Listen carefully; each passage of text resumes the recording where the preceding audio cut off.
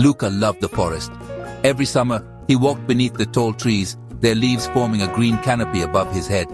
His dog Max was always by his side, tail wagging excitedly as they explored together. The air was fresh and cool, filled with the sounds of bird song and the rustle of leaves. Luca felt at home in the woods. He knew every twist and turn of the path, every fallen log, every babbling brook. He would often close his eyes and breathe deeply, taking in the scent of pine needles and damp earth.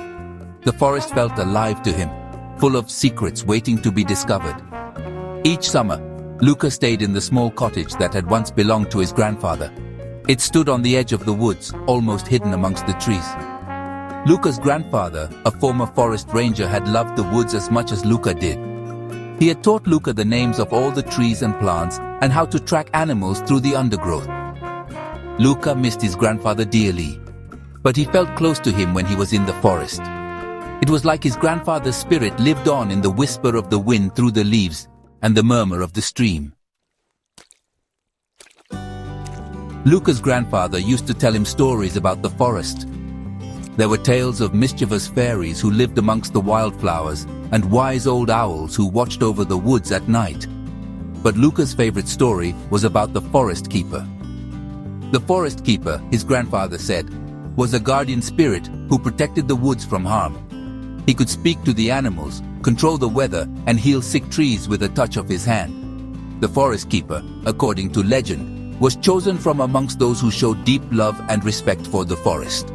Luca would listen intently to these stories, his heart filled with wonder and a sense of adventure. He dreamed of meeting the forest keeper one day, of learning the secrets of the woods, and becoming a guardian himself. As he grew older, Luca never forgot his grandfather's stories. He continued to visit the forest every summer, exploring its hidden paths and feeling a deep connection to its magic. He knew that the forest held a special place in his heart, a place where he felt truly alive.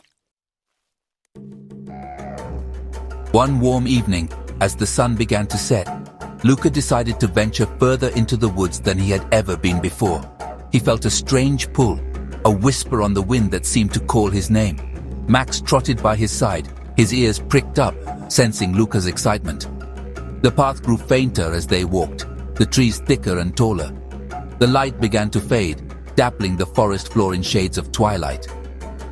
Luca pressed on, his heart pounding with a mixture of anticipation and awe. He felt like he was entering a sacred place, a hidden realm untouched by time. Then through the trees, Luca saw something that made him catch his breath. There, in a clearing bathed in the last rays of the setting sun, stood an enormous tree. Its trunk was wider than any tree Luca had ever seen, its bark gnarled and ancient. But what truly amazed Luca was the light that seemed to emanate from the tree itself.